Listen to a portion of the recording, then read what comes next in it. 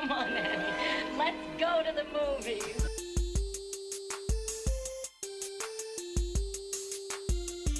This is the Cinereelists, episode 530. My name is Kyle. My name is James.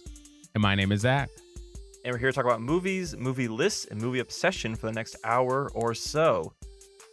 It's been a while since I said this, but Zach and James, welcome to the show. Thanks, man. It's good to all be back together again. Yeah, it's been a couple of weeks. The gang is back. It's fun to be back with my bros talking rom-coms. Yeah. Which is what we normally talk about off mic, but we decided to mic. bring it to the mic this week. So We're going to bring some of our outside lives to the podcast. right. Yep. Pretty much exclusively that's all I watch. Unless we're going to discuss it on the podcast, then I watch whatever we're going to discuss. But my off time is dedicated to rom-coms for sure. James, you've seen what? More than 4,000 movies, right? Yep. Easily 3,900 of them are rom-coms. Here's my question. I need an estimate from both of you. Approximately how many rom-coms exist? I 3,900? You Seen all of them. Yeah. Kyle, how many do you think? let's go 4,000. I'll add extra 100 on top of that. I think both of those are incredibly high. I seriously doubt there's that many rom-coms. Over the course of time? Yes. I think there's a lot of crappy ones being turned out that were not talked about or forgotten. For sure. Yeah, I bet Like- there's. You could probably take every year in the 2000s and do a top 10 rom-coms of that year. Of course. I mean, you could do So that that would in get the you 100. 90s. Yeah, so that's 100. And then, yeah, if you just add another 3,900 on top of that, and you've got 4,000. It's simple math, Zach. All right. Love it. No, I mean, I'm just saying, like, I think more exists than you think exists. Maybe not 4,000, but I think you're undercounting the silent majority of the rom-coms. Oh, I know. I just think it's less than 4,000. I don't think it's like 7. All right, so somewhere between 4,000 and 7. Can we agree on that? I think so. 4,000 over the existence of film. You don't think there's 4,000 movies that people could classify as a romantic comedy? Well, we're talking rom-coms, Yeah. and I don't think there were rom-coms in the 1910s. There were comedy romances, I'm sure. Yeah. But not rom-coms. You guys made this distinction pre-recording, and I didn't understand it then. So maybe, do we need to do it now, or are we going to do it at the beginning of the list? I think of a rom-com as essentially like an 80s invention. Oh, no, it's before 80s. I would say Before it's the 80s? I would say it's a 30s, 40s invention. Oh, really? Oh, yeah. You were having, when we get to our list, you were having like Katharine Hepburn doing rom-coms back then. When I think of a rom-com, I think that the romantic relationship is the center of the comedy. Oh, definitely. That's Yeah, what makes yeah. a rom-com. Like not just a movie that has comedy and romance. That's not a rom-com, but there has to be that relationship is what's driving the comedy and what's driving the tension, the drama of the movie.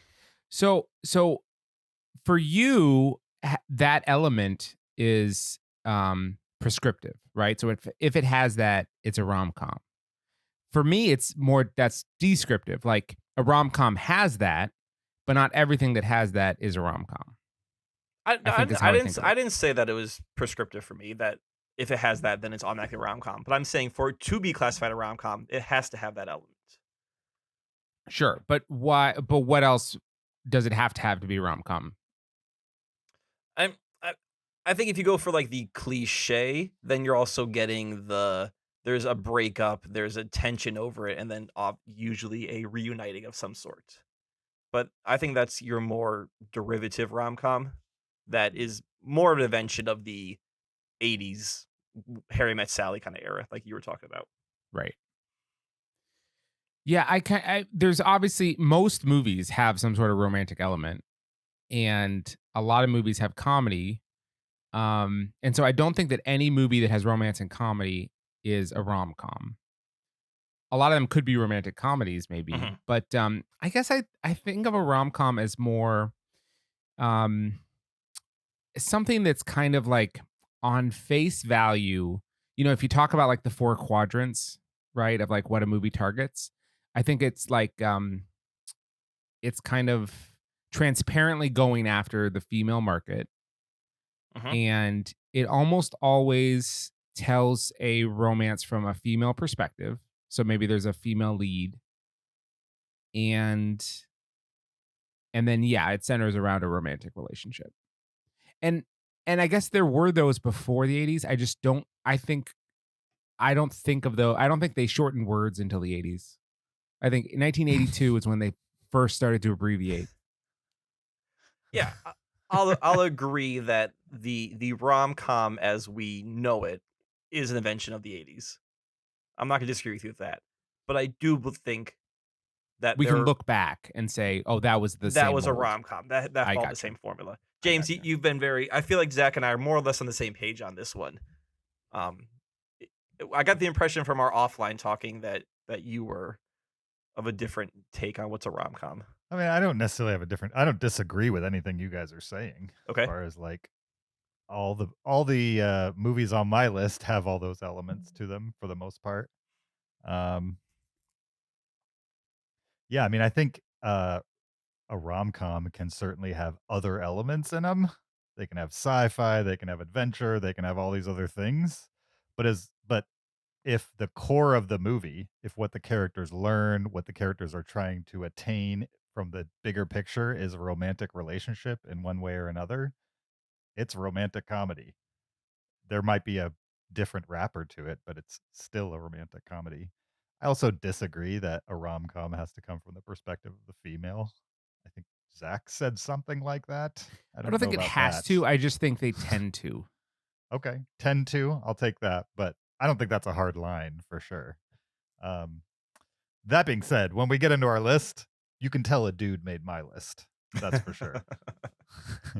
And there was a moment where I was like, maybe I should adjust this. And then I was like, I don't know. It's favorites.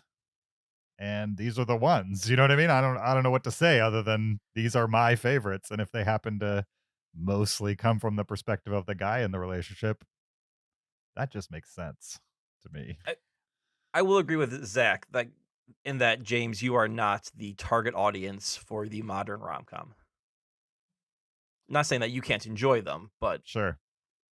they are definitely marketed not to us I all the time. considered just kind of sneakily making a slightly different list than both of you. I didn't do this, but I considered just taking what I thought were the 10 most rom-coms and just ranking them amongst each other. But not of- telling us that that's what you're doing, though. Well, no. Just like take the Okay. ones that like are the most rom-coms and then ordering them by my preference. So like it's not including anything that could be considered a rom-com, but like taking the 10 most mainstream ones. What do you guys think is the most rom-com-y rom-com? I mean, do Maybe. we just want to do the list first this week? I mean, I'm fine with it. Lost City has been out for a while, so I'm good with it. We've been hyping 3 dudes talking to rom-coms for like 6 years now. We Well, have? finally, I don't know. Here it is. The day has come. Sure. No, we're going to talk about Lost City. That's a tease. We're going to Okay. talk about The Lost City. All right. A movie that I don't necessarily consider a rom-com. I think it's funny that we're doing a rom-com list with this movie because I consider this an adventure comedy. With a sprinkling of romance. Yeah, almost every comedy has a sprinkling of romance. Like Austin Powers has a romance, but I wouldn't consider it a rom-com. Don't give my list away already. Do you know what I mean? Like, yeah. I'm gonna disagree. Not that Austin Powers is a romantic comedy, because I agree it has romance, but it wouldn't be a romantic comedy. But none of the characters in Austin Powers, their overdriving purpose for being in the movie is to win the other person romantically. Whereas in Lost City, that's absolutely true. I mean, I don't think that's okay. Let's get It's into certainly not her motivation. it. Yeah, I don't think that was her. Like she's much more into the adventure discovery side of things. Along the way, she discovers this other part. But Sure. No, I agree with that. But There's lots of movies where one person is trying to win over the other, and the other doesn't know, doesn't realize, hasn't been shown yet. That's the whole crux of a lot of romantic comedies Yeah, but or rom-coms. that's So, like, the main plots Ghostbusters. of those rom-coms. In this case, that is the side plot to this movie. I would not say that the romance is the main plot or the main Yeah. driver of this movie. That's the essential thing to me. Is it's not the like will they won't they Mhm. that is the central plot element of this film. It's the adventure to find the lost city and that kind of element. Man, I see as the center of this. You guys are so unromantic. I did not see the movie that way at all. Really? Because it's Yeah. called The Lost City. And actually, most of the plot is driven by the fact that they're kidnapped to find the lost city. Only one person was kidnapped. Maybe we should get into the movie. Okay, right. I think we're putting the cart before the horse on this one. You said they were kidnapped. There's no they. So- there's one person that was No, kidnapped. well, they were both kidnapped. But before we get into it, let's letterbox this movie. One and then we person can- was captured and one person was kidnapped. But I would not say they were both kidnapped. Right? It's not a crime to capture. It's a crime to kidnap. I think I'm capturing is saying- a crime. I'm It saying- wasn't like it was citizen's arrest or anything. But I'm saying if they got arrested, they'd be charged with kidnapping, not capturing. I'm saying one requires you to go get the person, right? Even That's though true. they don't know you're going to go get them. The other one is like that person's attacking you at your base. James is coming in and then hot. they get captured. Those are two very different crimes. Eventually, there's a point in this movie where two people are being held against their will. We can agree on that, correct? Yeah. How they got there, we're not so sure, but So if somebody breaks into your house and then you hold them there for the cops to come, yeah, You- castle doctrine. Come on. you've kidnapped them. Well, No, because of castle doctrine. Someone breaks into your house, it's your If- house. a lot of places, if you're shoplifting Exactly. and the store keeps you in the store, they could be charged with kidnapping because they've retained you in the Yeah. store. I also Mm. just want to go and say I do not support castle doctrine. Just because someone's in your house doesn't mean you get to do whatever you want with them. Okay. All right.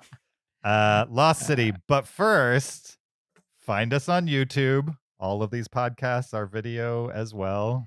Support us on Patreon, patreon.com/Cinereelists. Leave us an Apple Podcast review or send us an email to heyguys@cinereelists.com. We appreciate you doing any or all of those things. Let's jump into The Lost City. It's streaming now on Paramount Plus and also video on demand. Although the video on demand was like $6.99, and a month of Paramount Plus I think is like $6.99, so it feels kind of silly to rent it. Or you get a week free and then cancel your Paramount Plus account. Exactly. Kyle, have could you also canceled yet? do that. No, I really need to, but I You're don't gonna know. get stuck with it. No, I have You're a paying whole the week. first month. I'm You're totally paying the fine. first month. You're gonna forget. All right, so I download or James, you said that this is streaming. I was like, sweet, it's streaming, and I look it up. Like, it's streaming on Paramount Plus. I think doesn't count as streaming. It's Mhm. one of the lesser streaming options. So How dare I was you. excited I was like, okay, well, I'll get Paramount Plus. We'll get the week. Maybe we'll keep it for a month and we'll watch Yellowstone. Right? That's a Paramount show. It's got good reviews. Mhm. Yellowstone's on the Paramount Network, but signed their streaming deals before Paramount Plus existed. So you have to get like Showtime or some. I don't know. It's on some other streamer I don't have. Peacock. That's what it's on. It's on Peacock. I'm like, okay, so I can't even watch. Like, what is the point of Paramount Plus? What is such a useless streamer unless you love NCIS or like your grandparents' CBS TV shows? Isn't Star Trek on Paramount Plus? I guess, yeah. All If of you're a Star Trekkie. Trek's on there. And all the Mission Impossible's on there. All of Survivor, including the international versions, all of Big Brother and the international versions. Bar Rescue is all over Paramount Plus. Ink Oh, Master. Ink Ink Master. Master. We're getting Can't very believe I'm close to a missing that. sponsorship right now. Yep. A Quiet Place 1 and 2. I did see A Quiet Place 2 is on there, so I might have to watch that during my free week. Right. You guys want to know something funny about A Quiet Place 2? I'd love to hear a hilarious thing. Wait, about A Quiet 2. Place also or A Quiet Place 2? Which A Quiet Place Tambien. No, Dos. oh, it's okay. Dos, not Tambien. I went to like a kids like, Halloween thing, Mm-hmm. like where it's in a parking lot and a bunch of vendors have like pop-ups where they give you stickers and pens and stuff and kids get candy. And one of the tables just was giving away Blu-rays of A Quiet Place 2. And so Like I to got little kids, just handing out to them. yeah. Why- And so Why did they I have got a a copy of surplus? I got a copy of A Quiet Place 2 from you- this Halloween thing. Did you ask them why they have a surplus of Quiet Place 2 Blu-rays? I did not. I should have. I should have asked them more mean, questions. That's a question I would have to ask. Yeah. For sure. Yeah, I failed. Were they to. legitimate Blu-rays, or was it like? Yeah. Oh no, it was absolutely a sealed, Okay, it's a real thing. All right. legitimate Blu-ray of A Like, Quiet have you Place watched 2. it yet? And is it just a recording of a theater? Yeah, it was large. It was about the size of a boombox. Do you guys remember watching those like 20 years ago? You could download like Lord of the Rings, but it was a camcorder, like that someone recorded from the back Oh, of the of course, theater. and you'd put it on a DVD or a CD. Yeah. And then you like Se- watch on your computer. I can't 700 believe- megabytes. I can't believe we watched movies that way at one point. 20 Like- years ago. That's how I watch all my movies. You still watch the camcorder versions? Oh yeah. Okay. I don't think I actually watched those. They're such bad quality. If someone like stood up in the theater, it would like they'd You could just see their stand in head. front of the camera. Yeah, It, They're it just bad. was amazing what you would do for, or what my group of friends would do for a free movie. Like, yeah, we'll watch a camcorder. Why not? I more would do it for movies I'd already seen, and then I wanted to like grab a scene from for like some video I was editing. A nice high quality scene you It's- wanted for this video. Yeah. Yeah. Okay. Anyway. All right. Lost City. You guys ready to talk Lost City? Oh, I've been ready. I'm gonna take this very seriously. We're gonna do it right after this clip. Oh my god, no phone, no car. We're so gonna die out here. What is this? Boots of the jungle. Oh, it's not exactly hiking boots, but I just figured your feet would be killing you after wearing heels for this long, and I don't know, it was the best we could do there, Allison. Sorry. oh, okay. Well, thank you. Here, I got you cheese. Oh my god, You gotta stay thank you hydrated. so much. They didn't have glass bottles, so we'll definitely hold on to it and recycle. Okay, so what we need to do is we need to find a phone. We need to call the authorities, and we need to wait here until somebody comes and rescues us. This is the rescue. No one else is coming. Okay? I'm the rescue. It was originally just gonna be me, and then I was like, Trainer, you should come, and then Trainer, rest in peace. So, our best bet is to get to the airport. You see this road right here? Mm-hmm. From this. That was The Lost City, an American romantic comedy directed by Adam Nee and Aaron Nee, starring Sandra Bullock, Channing Tatum, Daniel Radcliffe, Divine Joy Randolph, and Bradley Pitts. The official IMDb plot synopsis for The Lost City is: a reclusive romance novelist on a book tour with her cover model gets swept up in a kidnapping attempt that lands them both in a cutthroat jungle adventure. What'd you guys think of The Lost City? James, Well- can I ask you a question? When you're Yeah. reading the details of a movie, where are you getting those from? Wikipedia. Oh, Wikipedia. I got you. Can I also ask you another question? And this is for the group. Mhm. Can we bleep that last name? I think that's a spoiler. What, Bradley Pitts? Well, you keep saying it. That's a lot of bleeping you have to add in now. You think that's a spoiler? He's in the trailer. Is he really? I had no idea he was in this movie. No Okay. idea. Well, we can, well, I'll bleep it. I'm fine. I don't know. What do you James. think, Zach? I don't care either way. I don't think Okay. it's changing majority. James, can I ask you another question? Yeah. When you read from Wikipedia and it says that it was an action adventure comedy, did you change that to romantic comedy? Absolutely, I changed Okay. that. I was Yeah, I just, figured. just checking. Because that Wikipedia plot description was very heavy on the romance of this movie.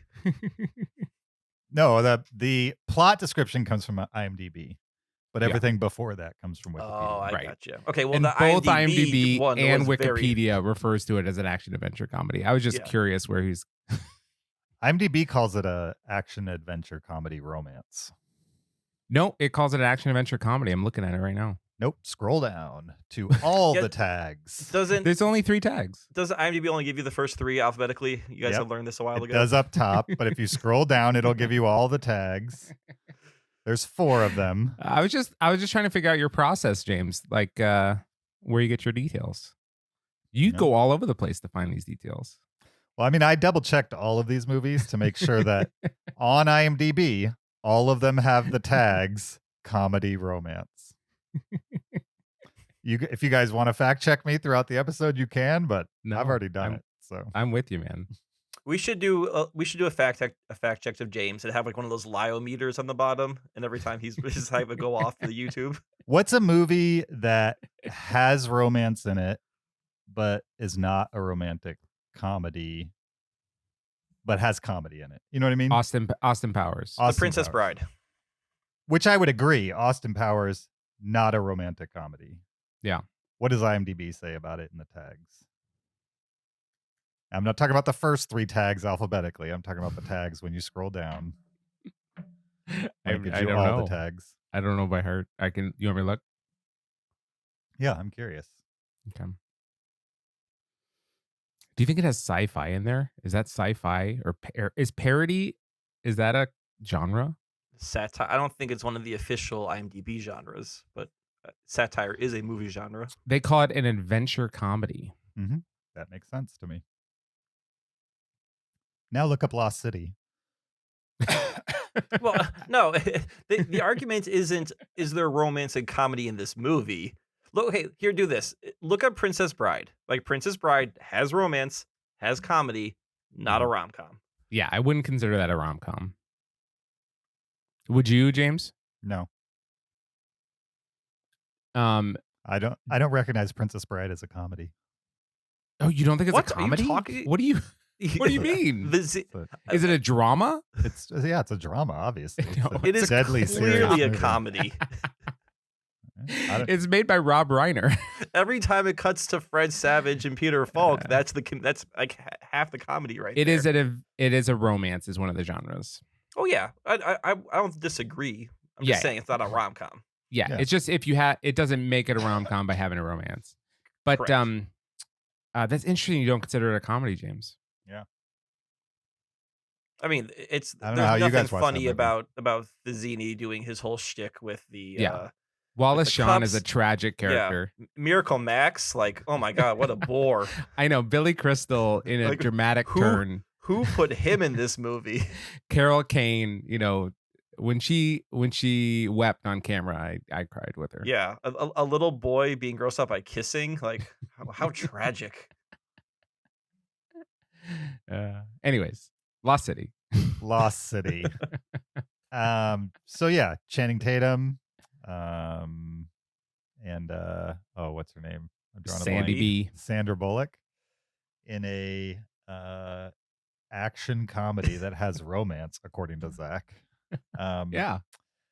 and Wikipedia. I'll give them that. Although I don't think they even included a romance in their description, but they're wrong. I'll have to edit that later. I'm a Wikipedian, if you didn't know. And yeah, it's been a while for both of these actors, for me anyway. I can't remember the last Bird Box. Is that the last? No, Ocean's 8, I think, was the last Sandra Bullock related thing I watched. Although I don't remember a whole lot about that movie. I remember more about Bird Box for sure. And Channing Tatum. What wasn't there like a Wachowski siblings movie where there's like bees in it? Is that Jupiter Ascending? Jupiter Was he- Ascending. Wasn't that Channing Tatum in that movie? He was Zach? in that. He's kind of been something there since then. I'm sure he has, but that's the last one that comes to my mind. He was in Free Guy. Was he? He was in Free Guy. Yeah. Not Like, not very much though. No, he What's was the last in thing he? Logan Lucky. I don't remember him. I believe you, but I don't remember him. Was being that in movie. before or after Jupiter Ascending? After. Hmm. And Hail Caesar was also after. Oh, he was good in Hail Mhm. Caesar. Yeah. But again, an ensemble where he's not the main guy for sure. Yeah, it's a little bit of a Romancing the Stone style adventure movie where Sandra Bullock plays an author who writes romance novels that have kind of an Indiana Jones element to them.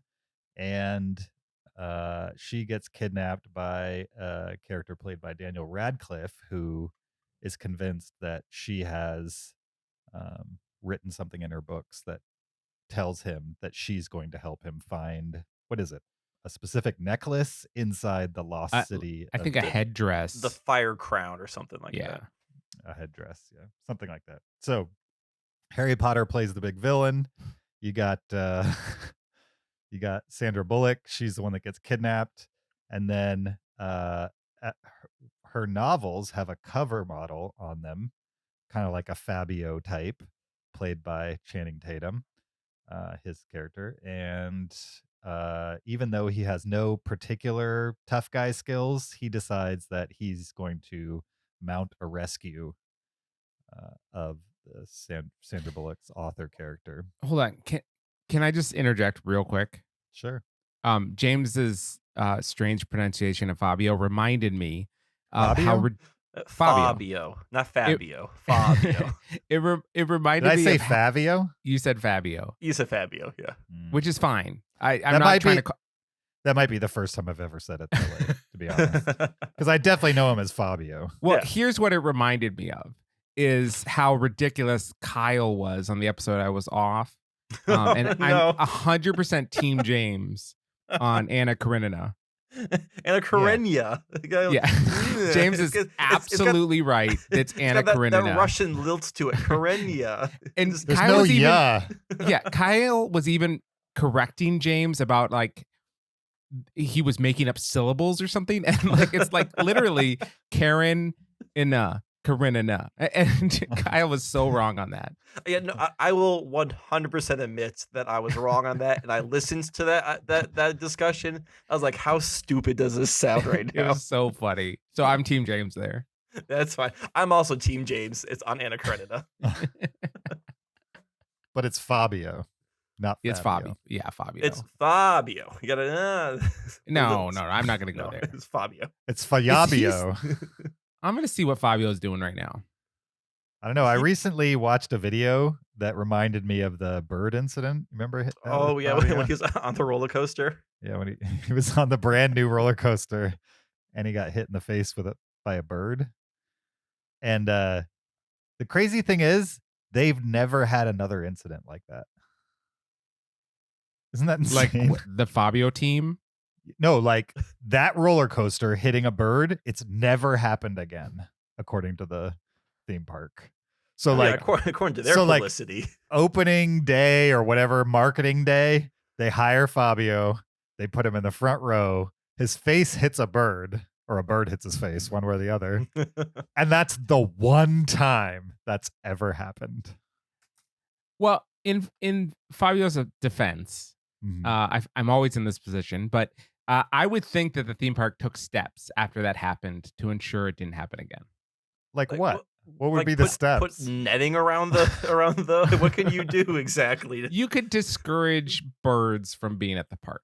So like with a squawk, because that's super annoying. Like if you went to a bridge where they have No, just the squawk going. No, put a little wooden owl or something nearby. I don't. Yeah, because those are super effective in any garden.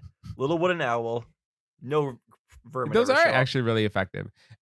But like airports, they keep birds away by hiring someone with a rifle to shoot away birds. What? Did you know they do this? Airports No. have riflemen It's true. It's true. Yeah. that shoot birds away because it's super dangerous if a bird's hit a plane when it's taken off or landing. Or they don't always shoot at the birds. That sometimes just the gunshot sound scares Yeah. the birds away. Yeah. Yeah, that's a thing. Yeah, that's true. So like on a daily basis, they're shooting Yeah. guns at airports? Yeah, because How remember come like nobody Miracle on hears the the Hudson? guns? Oh no, What's that? you can hear You hear can- like a crack. You hear them. Yeah. Remember Miracle on the Hudson has happened from a bird strike? Like airports are usually really vigilant about making sure birds aren't near the runways. And that's how they do it, among other ways. I don't know whether to trust you guys on this or not. No, okay. That I'm gonna sounds give you insane. factual evidence here. They have to trust me on. But Okay. I'm gonna use like actual places. So Maury Use Airport. big words. Maury Airport which is in Middleton, Wisconsin, just outside of Madison. It's a small plane regional airport, and when you're there, I can't tell you the period, but intermittently you hear a gunshot go off, and that's to scare away the birds. I'm not joking. Yeah. I mean, I've never been there. It's still My here I'll hearsay. I'll you know what I give you mean? more I credibility. don't- My in-laws are small plane pilots, so Uh-huh. I've actually been to the airport multiple times. And to go how many flying times with have them. you been shot? In what? How many times have you have been shot? by accident? Have I been shot by accident? I mean, A little bird-like. yeah, only bird-like. I'm just kidding. Wow. Thanks. So if you're at a small plane airport Or Before- large plane airport. before It- you it- take off, you just pull out a gun and you shoot it in the air. No, Or they what have are we people saying for that. there? They have No, people for that. there's someone there actually doing it, or there's some automated system that's like shooting a cap gun too. It's not necessarily a person. I've never heard of this in my entire life. It is 100% a real thing. It's not at every airport, especially Right. like the really small ones, but it's a real thing. So at Orlando International Airport, they're shooting guns to scare birds away. That's what you guys are telling me. No, I'm not saying Orlando. I'm saying at Moray here in Middleton, Wisconsin, it happens. So I imagine it happens other places, and I can confirm it's a real thing. Can I tell you it happens at Orlando? You're telling me that airports, Yeah. regular airports, Yeah. on the regular, shoot guns to scare birds away. That's what you're saying, right? Just to Again, confirm. I'm not saying regular airports on the regular, but I'm saying that it is a practice at airports that they could use. Yeah. I Here's what have I'm no saying, doubt James. you could find an airport where they've done this. What I want to know is, do airports do this? James, As here's what common, like here's what I think. functioning of an airport. I think most major airports have a Mhm. number of strategies Mhm. to keep birds away. Okay. One of the strategies that has been in the traditional toolbox is a guy with a gun.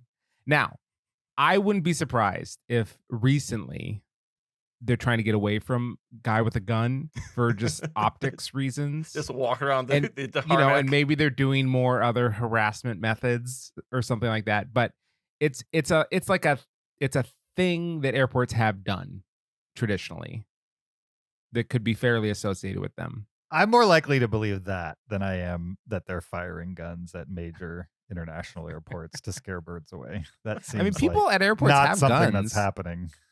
No, I believe that. My brother's a pilot, and he says the majority of flights there's a gun on the flight. From a passenger or from From a passenger. that gets through TSA? Yeah. Like We're- it's some sort of law enforcement is on most flights. he Oh, says. okay. So okay, that's different than like someone put a handgun in their backpack and TSA didn't catch it. Oh yeah. That's very different. But yeah, he says Yeah. the majority of flights there's a handgun in the cabin. Just I don't FYI. doubt that. I don't doubt that. And Yeah, I'm fine that with doesn't- it as long as authority has it compared to. Wow, so quick to trust authority, James. I really am. All right. We are Okay. not talking about Lost City. That's for sure. There's usually a reason why when this happens. Sure. Okay, let's talk about the movie and then we'll discuss whether it's truly a romantic comedy. All right. Or a rom-com, as you guys call it. What do you guys think of Lost City in general? All right, I'll start. I liked it. I had fun with it. It's dumb, but like a fun dumb. I laughed several times, and that's what you want from a comedy. I would say Sandra Bullock absolutely still has it. She is the queen of rom-coms, I think. And I went into it thinking she's going to be kind of old and stodgy and like not as funny. But no, she absolutely was perfect. She was pitch perfect for this movie. She did exactly what she needed to do. She was great. Channing Tatum, I'm always surprised that he's funny. I think he's funny. Maybe not like the most funny, but this is good. There's a cameo that Kyle wants to bleep out. Well, no, That- it's fine. We can just talk about it. Okay, There's well, no point that in the cameo bleeping. that we can talk about, I thought was great. I loved seeing him in this movie. He was really funny. Daniel Radcliffe as a bad guy was great. I was on board with that. The whole movie's dumb. I was making fun of it the whole time. I watched it with my wife, and like everything's silly about it. I mean, you can make a funny comedy where you're not constantly going like, wait, why'd that happen? Wait, but that's right there. You know, like you can make the movies that are not dumb. This one was dumb, but it was still fun. It was fine. I liked this way more than other movies of a similar ilk. So, yeah, it was fine. What Yeah. what name one other movie of a similar ilk that you liked less? Indiana Jones and the Temple of the Crystal Skull was a jungle romp with a man and a woman that kind of like each other, looking for some lost thing. And I hated that movie. You think the romance is on similar levels with Crystal Skull than in this movie? Yeah, absolutely. I mean, Crystal Skull ends in a wedding, right? So like it very much is, it's a couple, will they, won't they, are they going to get together? They have a past, all this kind of stuff. And then it ends in a wedding. So the romance is very much a part of Indiana Jones. Right. You just wouldn't call Indiana Jones a comedy. No, but I hated that movie, but it is certainly trying to be funny at many times during the movie. I would more call it an adventure film, action adventure. Interesting. What would And you call and Indiana you would, Jones? You would call this movie an action adventure movie, not a comedy. No, I'd call this an adventure comedy. An adventure comedy. Yeah.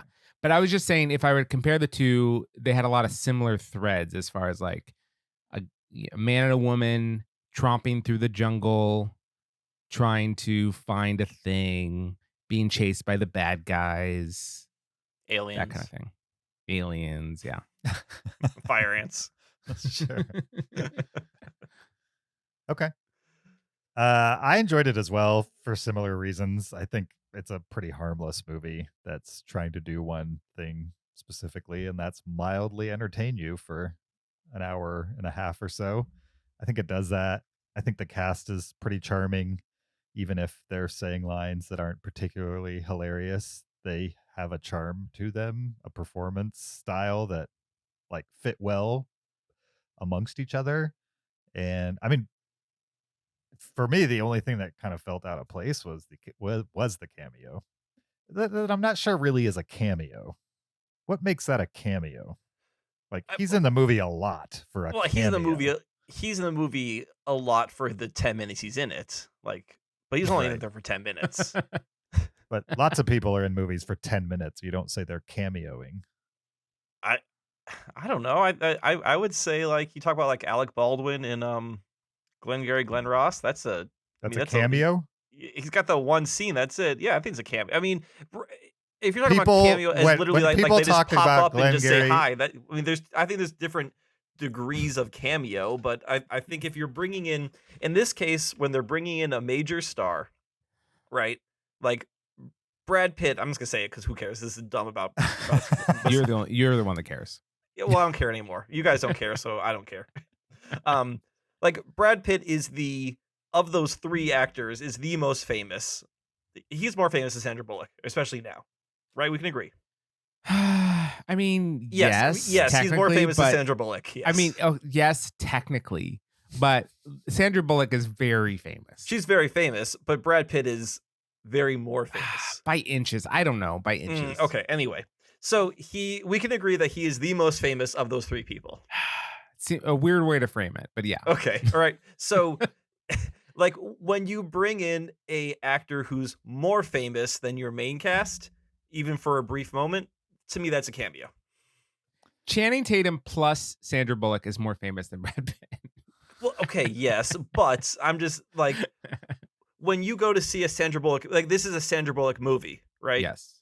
And then you're like, oh crap, Brad Pitt's in this movie for 10 minutes? Okay. Like that is, even if you knew that was happening, that still seems like we have a lead who's very famous, and now we're bringing in a even more famous actor for a brief moment. That's my cameo right there.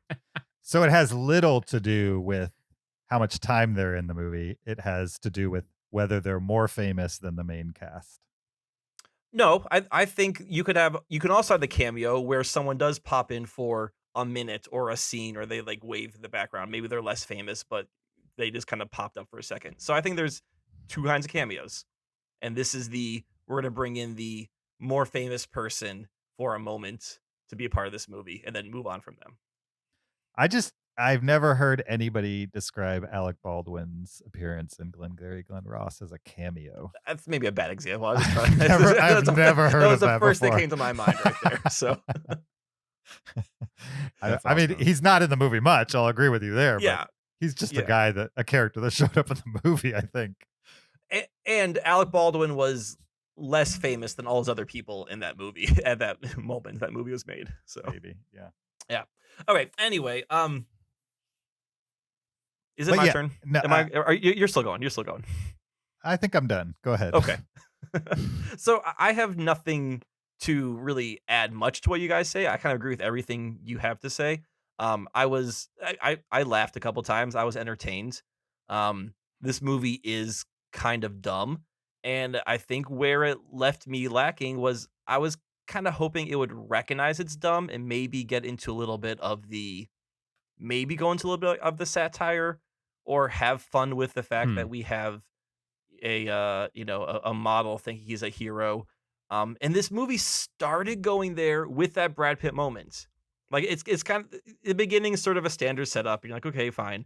And then you have Brad Pitt come in for that 10 minutes. He does his whole thing, and he has a dramatic exit from the movie.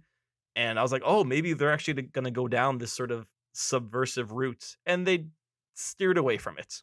And I wish the movie had stayed along the lines of what we saw for the Brad Pitt moment.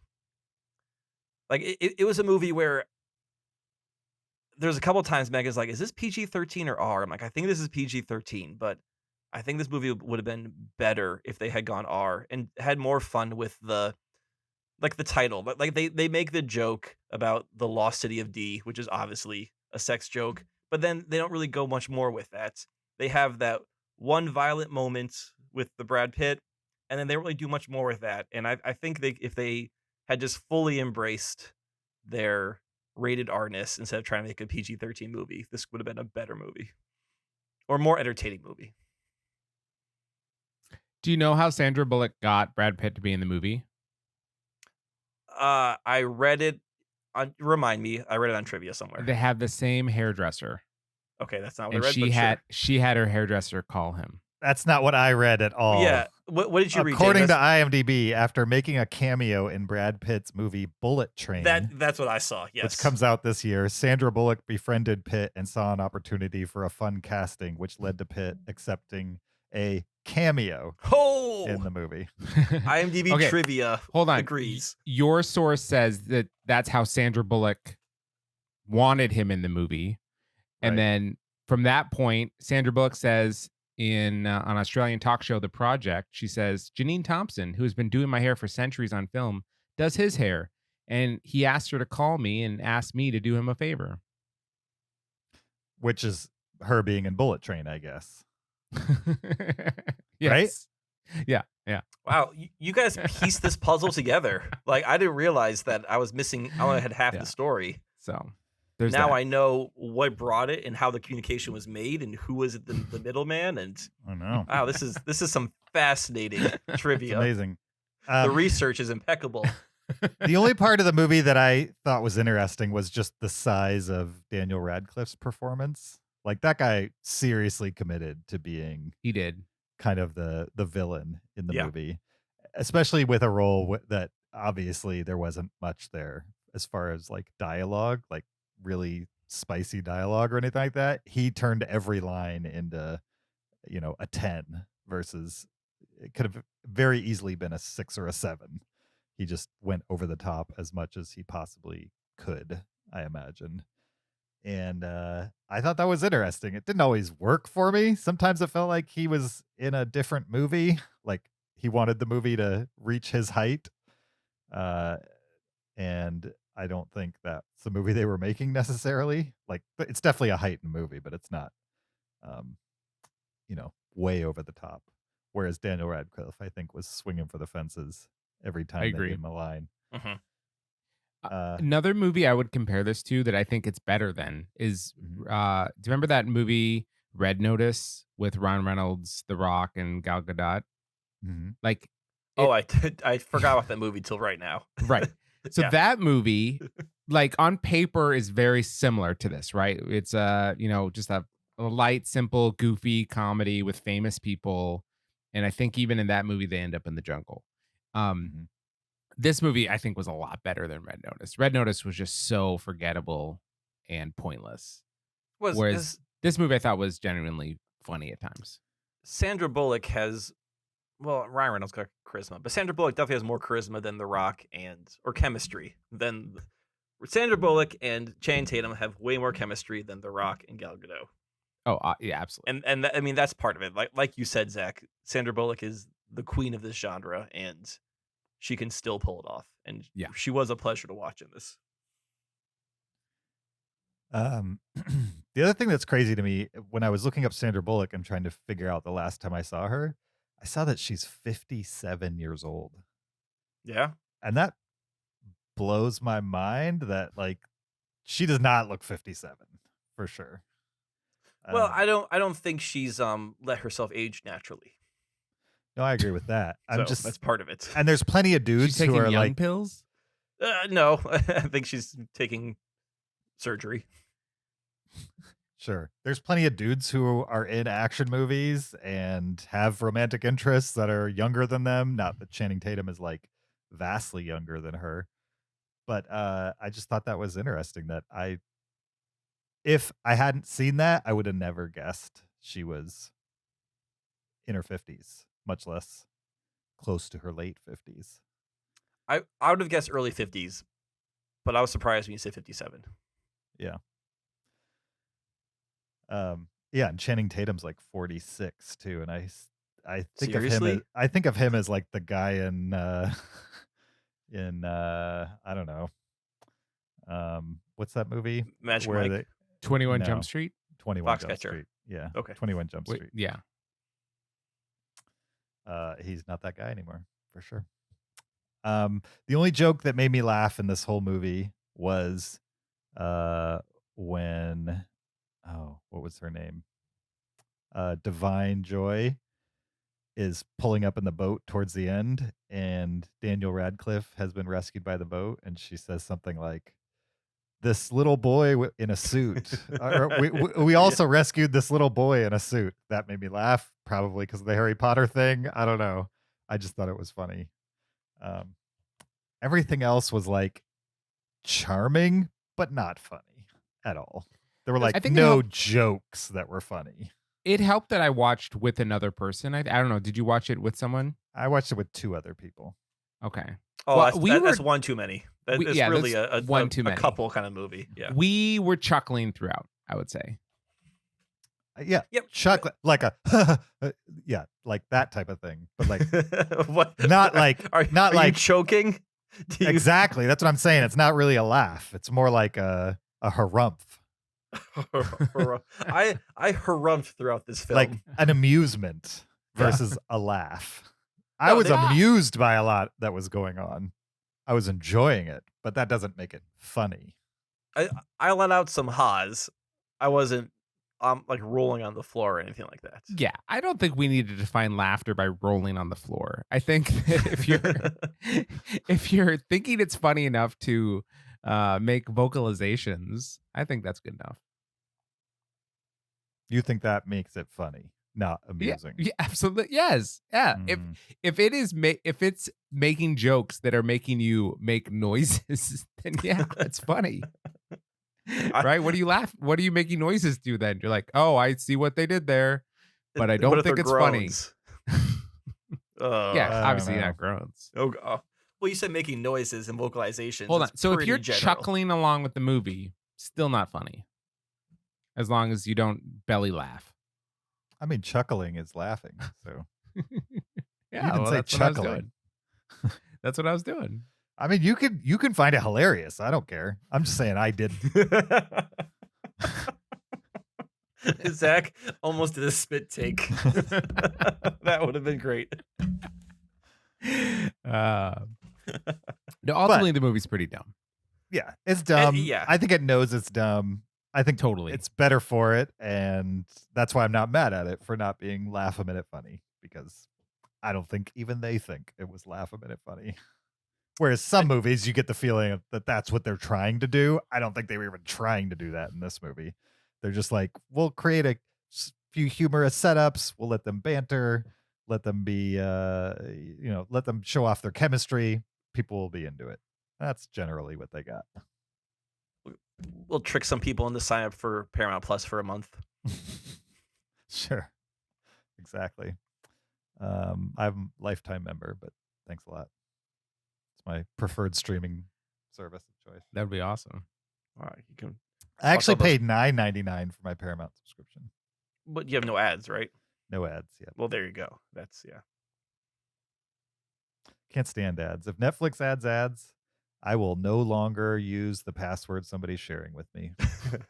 Netflix will add ads and then say for $2 more, you can get rid of those ads. And then I'll ask the person paying for the account I use to upgrade. Do it. Okay. Is it a romantic comedy?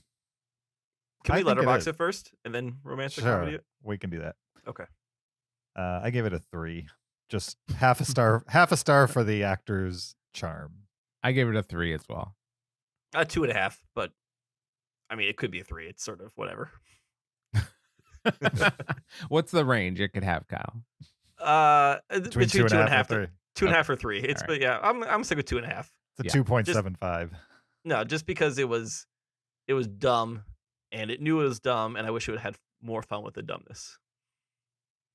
Sure. If you asked me to watch it again, I wouldn't be mad. I wouldn't be mad. I also would throw some other suggestions out there. I gotta think of Maybe we can come up funnier with movies I something. want to watch again. Yeah. Guys, can I make a suggestion? Yeah. What if for the rest of the podcast run, every episode we just rewatch The Lost City and talk about it again? And What we if Cinereelists becomes just talking about this movie?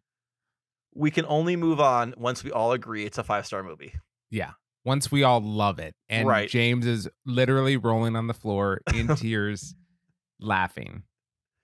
Then we can move on to Red Notice. No. There's not a chance that'll I'd be happen. mad. But I feel like there is a podcast that's done that with a movie. I'm sure. Yeah. I'm sure. All right. 2 3s and a 2.5. Light 3 for The Lost City. Now we're going to talk our top 10 favorite. I had romantic comedies. I thought Well, that's I what we think agreed first on, we have to but- decide if The Lost City is a romantic comedy.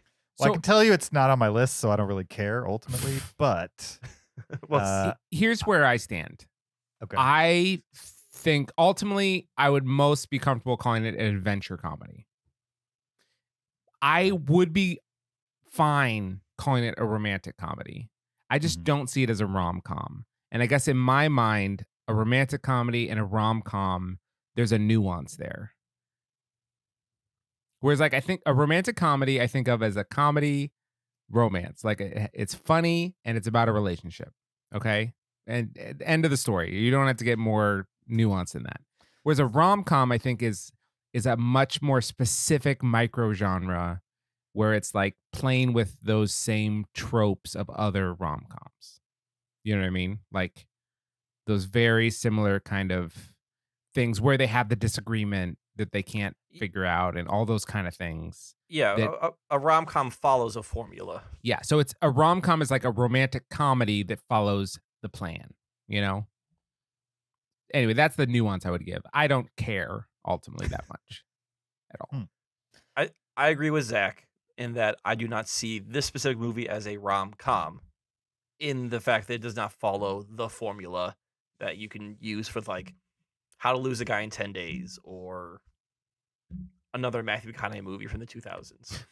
Right? Just Failure to Launch. I don't know, like or a Dane Cook movie from that era, right? Like those are the rom-coms of the formula, and those movies have been built upon, and Yeah. people have done parodies of that and whatnot, but this movie has the romance and it is a part of it, but it is not a central driver to the plot, whereas the adventure, the kidnapping, the fun is that's the central part. And along the way, No, some romance happens. you're so wrong. You're We so watched the wrong. same movie. This movie doesn't exist without the romantic plot of the movie. It's without the romantic plot of the movie. It's an author gets kidnapped. The end. No Channing Tatum character. No adventure.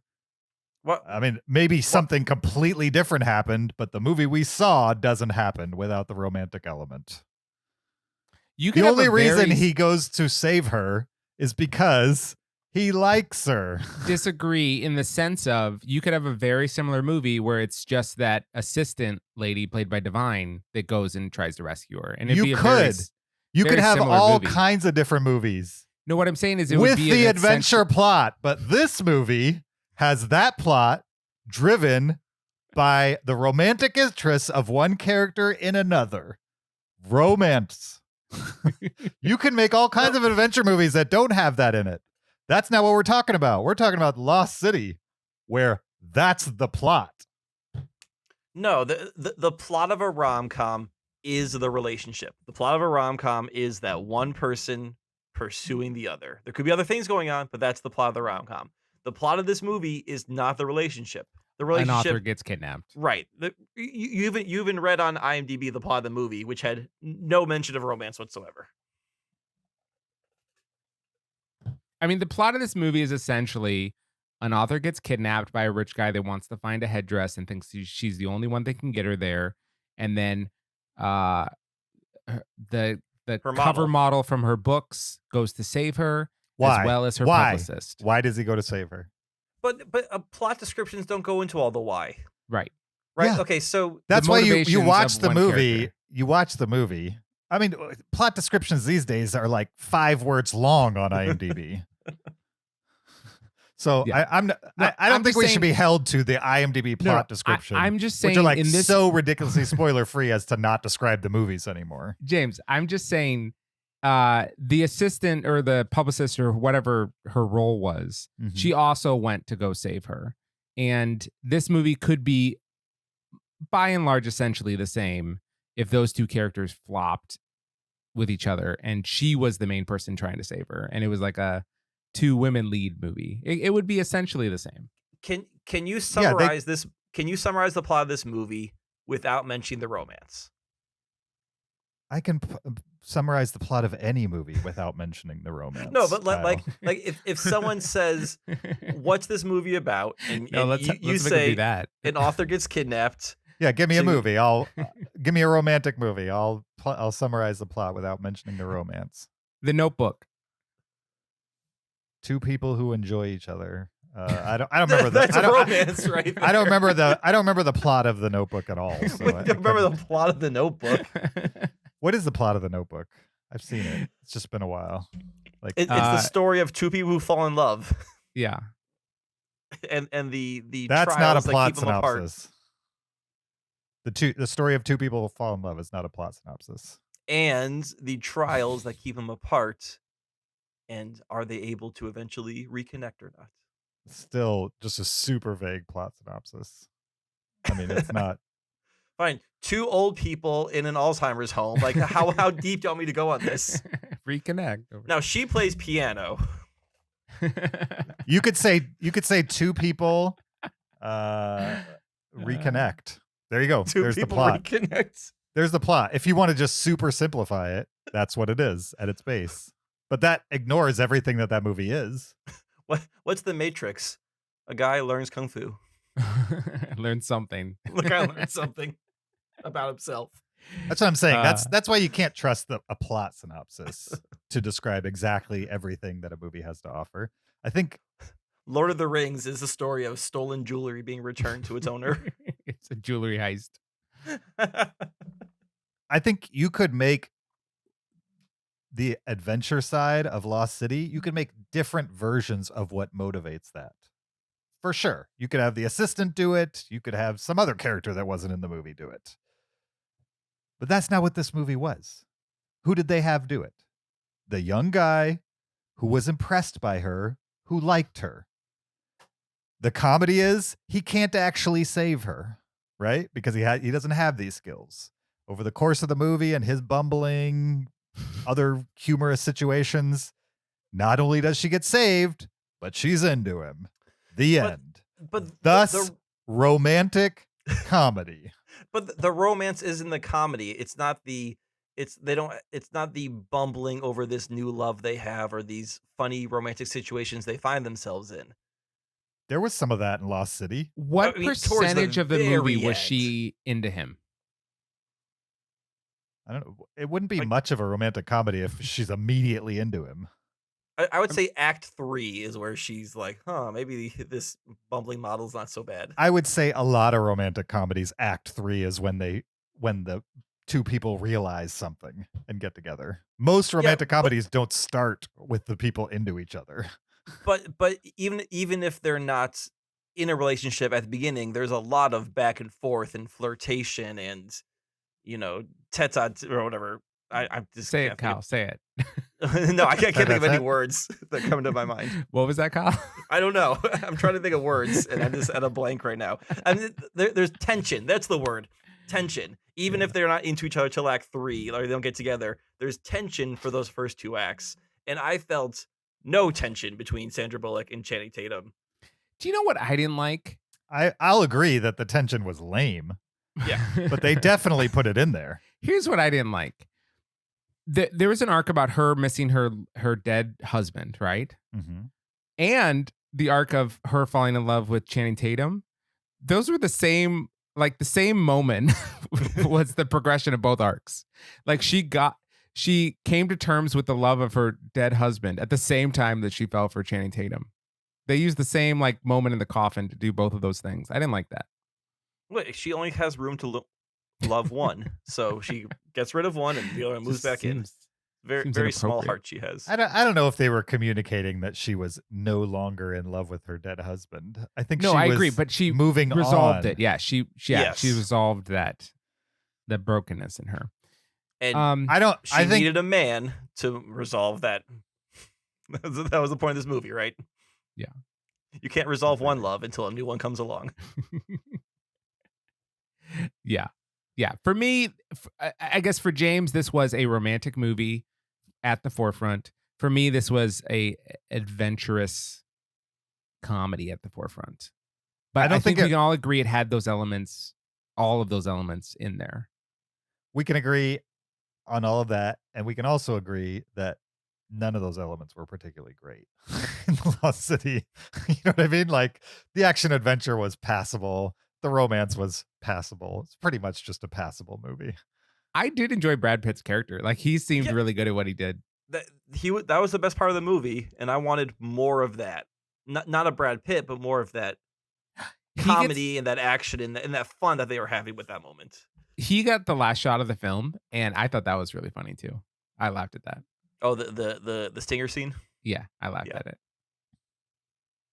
Wow, last shot, spoiler. Yeah, it was good facial acting. I didn't laugh. You didn't laugh at it? No. Did you make any audible vocalizations of amusement?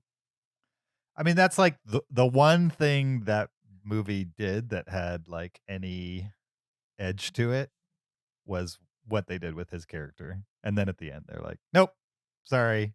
We want to make sure everybody walks out of the theater happy. So, we'll throw this last scene in. Well, they got to set up the sequel. Sure. They did straight up cause two people to die. And then we have this way extended conversation between them as they rationalize how they just killed two people. You remember that? Oh, with the motorcycles? Yeah. Yes, yeah. Yeah. That lasted too long. I like and that anyone scene. that died, they made sure they made fun of someone first or bullied someone right beforehand just so you wouldn't feel bad for them. Just to so fall they to their deserve death. their supposed deserved death. Yeah. Well, they were a bad person, so. What happened to Daniel Radcliffe at the end? Did he die or get arrested or what? I don't think they show him getting chased around the boat. You're assuming. Yeah, I assume he's he got gonna get arrested or some sort. Yeah. But he's rich, so I'm sure he'll get out of it. Yeah. All right. Are you guys ready for this list? Let's do it. I'm Oh, ready for yes. this list. Are you guys at all interested in my list of what I think are the gold standards of rom-coms? I think you should go over that when we're done. Okay. That Yeah. way, if it interferes, you I'll have be it surprised scrolling. if these are on your list, James, but yes, I will do that. All right. Might have some crossover. Well, we'll see. My number 10, Groundhog Day from 1993. I should say, before we start, this is how I made my list. Classic rom-com. I did research on what people consider the best rom-coms. Yeah. The vast majority of them, I would say, I've seen. And I generally picked the ones I liked. Once I had done that, I realized that the vast majority of these are from the dude's perspective, which makes sense. I'm a dude. It doesn't mean I don't like movies from a female perspective. I just don't remember too many of the ones that I've seen where that's the case. I'm curious to see what your lists look like, to see if you were to expand much beyond that. But I did reevaluate my picks just to make sure that I wasn't biasing. But if this is a list of favorites, these are my favorites. There you go.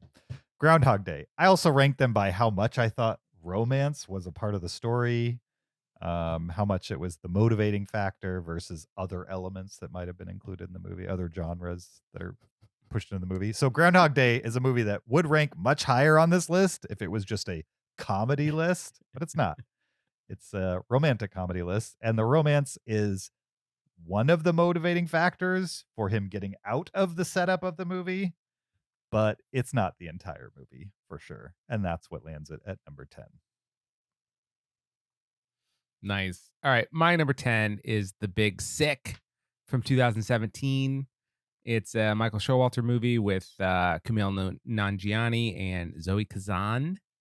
And this is probably a movie from the male perspective. I think a lot of my films probably are, for the reasons James mentioned.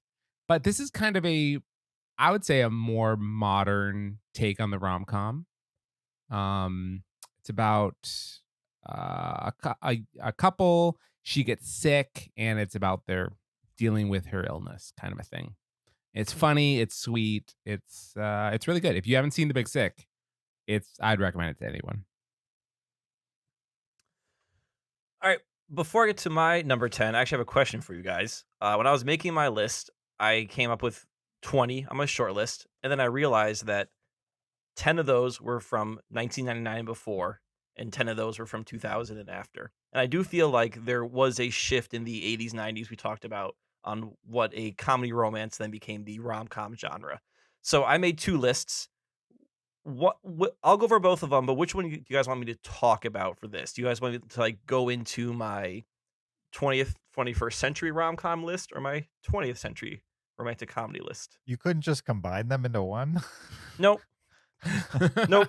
I made two. Oh my gosh. Well, I don't care. Seeing as I don't care, I would just suggest you do one of them more in depth and one of them less in depth. Well, that was the plan. I just want to yeah. know which one you want to hear more in depth. Okay. I'll tell you, I have 6 with that time marker. 6 from 2000 up and above, and 4 from 2000 and behind. Or James, how come you didn't make behind. 2 separate lists? I just decided. Yeah, to make don't you guys always make 2 lists when you're doing this? Well, I did. Yeah, exactly 2 lists. All right, I will. I'll do my 21st century list for this one because it's probably movies that all 3 of us have seen, and then I will quickly run through my 20th century list when Zach runs through his. So my number 10 is Always Be My Maybe from 2019. This is starring Ali Wong and Randall Park, as well as a extended cameo from Keanu Reeves. Spoiler alert. I know. This is he's third build in the movie. This is a rom-com where it kind of flips it, where in this case you have Ali Wong as the successful person in a relationship, and Randall Park being like her high school sweetheart who can't get his life together, and he's pursuing her in that case. And it's funny. I think Randall Park and Ali Wong are incredibly funny. and I really like this movie, and I recommend it. It's been on my list forever. I should watch it. I'm sure it's an easy watch. It's probably a Netflix movie, so I think you can just watch it whenever you want. I believe it is. Yeah. Yeah. It's probably why I haven't watched it yet. Because this is always going to be there. Right. It'll Exactly. always be your maybe. My number 9 is from 1998. It's You've Got Mail, which we've talked about a bunch on this podcast. Stars Tom Hanks and Meg Ryan as people who own bookstores, I think, something like that, and they converse over AOL email, and she then owns the small bookstore and he owns the Barnes and Noble. Right, and then equivalent, and then they fall in love, and then they realize when they meet that they actually hate each other, or they should hate each other, basically. And so there's complicated feelings all around, and it's good and funny. I like this movie. You Got Mail. Nice. My number 9 is Say Anything from 1989. It's a Cameron Crowe film, and it stars John Cusack. And I was very impressed by this movie when I saw it. I thought it was just going to be a ho-hum 80s comedy, but I thought it was great. It's got the most iconic scene from it is him holding a boombox above his head. I love that I've referenced boomboxes twice so far in this episode. But yeah, I really liked Say Anything. I think it is a good comedy. I think it's a good drama.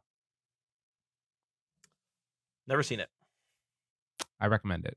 Hey, holds a boombox. I gave it 4.5 stars. Wow. What was it missing for that last half star? Explosions. Okay. If only the boombox exploded at the end, you would have 5 stars right there. Yeah. My number 9 is Crazy Rich Asians from 2018, starring Constance Wu, Henry Golding, Michelle Yeoh, and others, or Yo. Awkwafina is also in this movie. Very funny. This is a movie. Constance Wu is going to Singapore with her boyfriend for a wedding, and then learns that her boyfriend comes from a very rich family in Singapore, and is then introduced to the family and tries to fit in with this incredibly rich family where she is not from that lifestyle.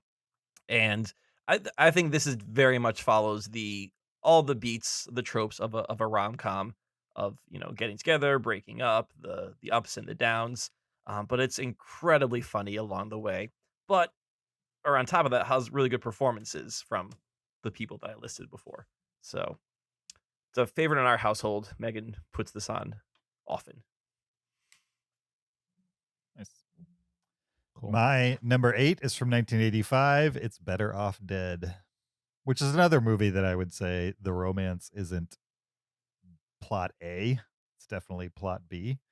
But the movie wouldn't exist without the romance, for sure. The entire movie is about a guy trying to get his girlfriend back and not realizing that the tomboyish French exchange student who lives across the street is actually who he should be with. And it's great.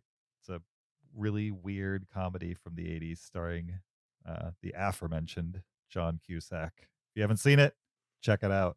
My number 8, Better Off Dead. James, I watched this movie because of you, and I enjoyed it a lot. Cool. There's even a weird animated sequence in it. Yeah. Has someone made a list of movies that have a random animated sequence in the middle of it? That'd be a fun list. I'm sure that would be hasn't fun happened. though. Yeah. So I'm sure this has been made. Yeah. Okay. My number 8 is a very traditional rom-com. It is Notting Hill from 1999. And this is Hugh Grant and Julia Roberts. Both of them are, I think, famously rom-com type of people. And I found this movie funny and charming. I think Hugh Grant, his persona, his, bumbling, humble persona is just, it's a fun one to watch on screen. Julia Roberts is fantastic in everything, pretty much. And I thought this was fun. So I like Notting Hill, number 8. My number 8 is the previously mentioned The Big Sick. Zach, I agree with everything you have to say. Very funny movie, like the cast. I believe this movie, the plot of this movie is based on Kumail Nanjiani and his wife's actual meeting. Yes. Yep. So it's based on true story. And on top of that, the parents of the girlfriends are played by Holly Hunter and Ray Romano, and they are great in this movie. Agreed. My number 7 is from 2014. It's They Came Together, Yeah. which is kind of like a parody of rom-coms, but also happens to be a pretty decent rom-com in the process. It's directed and written by David Wayne and co-written by Michael Showalter of The Kids in the State, which is an old MTV show that I love. The movie stars like a comedy who's who from the time, for sure. Paul Rudd, Amy Poehler, Bill Hader, Ellie Kemper, Jason Mantzoukas, Ed Helms. A bunch of other people, if you were into comedy at the time, will pop up in the movie as well. And yeah, I mean, the movie just kind of plays with rom-com tropes and parodies it on some level, and yet they also treat the romance seriously over the course. And it really worked for me. 2014, They Came Together. Nice. My number 7 is Sleepless in Seattle with Tom Hanks and Meg Ryan. And I like this movie. I think it's fun. It's charming. It's a very simple movie, but I think those two have incredible chemistry together. So I like it a lot. My number 7 is Knocked Up from 2007, directed by Judd Apatow, starring Seth Rogen, Katherine Heigl, Paul Rudd, and the rest of the Judd Apatow players, which could take forever to list because he uses all the same people and they're all funny. Yeah, and this one, Katherine Heigl, she's a rather successful TV executive who has a one-night stand with Seth Rogen, who's kind of a schlub. She ends up pregnant, and then they decide that they're going to try and stay together to raise this eventual child. And romantic comedy hijinks ensue, but with the Judd Apatow flavor of comedy involved in it.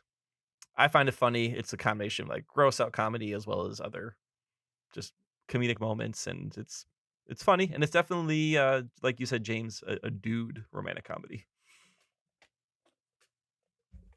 My number 6 is a recent movie from 2020. It's Palm Springs, which is very much a Groundhog Day-esque movie, but with more perspective from both sides of the couple, which I enjoyed. Not sure I'd put it higher on a comedy list, but on a romantic comedy list, I do think it beats out Groundhog Day as far as being more focused on the romance than the original Groundhog Day. And if you haven't seen Palm Springs, it's perpetually on Hulu, and it stars Andy Samberg and Kristen Milioti. And they're like two people that are stuck at a resort in the desert, and somebody's getting married, and they're like guests of the wedding party, and they're stuck in a time loop and experiencing the same day at this resort over and over and over again. And so it's like Groundhog Day, but with two people in it, in the loop. And then, they can't stand each other, and then they fall in love. The end. Now you don't have to see it. Nothing else happens. Right. No, it's a good one. If you haven't checked it out, please do. Okay. My number 6 is 1999's 10 Things I Hate About You. This is a Shakespearean movie starring Heath Ledger, Julia Stiles, and Joseph Gordon-Levitt. And yeah, I saw this one in high school, and it was just real fun. And I've probably seen it, I don't know, 6 times. And I It's a liked very it each exact time. number. Yeah. So yeah, 10 Things I Hate About You, my number 6. My number 6 is 2008's Nick and Nora's Infinite Playlist. I think I talked about this when we did our top 10 movie rabbits list. This movie is starring Michael Cera and Kat Dennings. They play two high school students who I guess have a crush on each other, and go on a pseudo date that's, on the magical world of Manhattan at night and trying to find a concert and keep running into each other. And yeah, I guess slowly, I don't want to say they fall in love, but they slowly develop feelings for each other throughout the night. And it's fun, it's funny, and it's got some cool music to it too. My number 5 is Spanglish from 2004. This is Adam Sandler, Téa Leoni, Paz Vega. Cloris Leachman's in the movie with a banging soundtrack from Hans Zimmer, of course. And I like this movie. It's charming. It's got romance in it. It's got relationship strife. Don't remember much about it. Need to rewatch it for sure. But saw it on a bunch of lists, and I was like, I like Spanglish.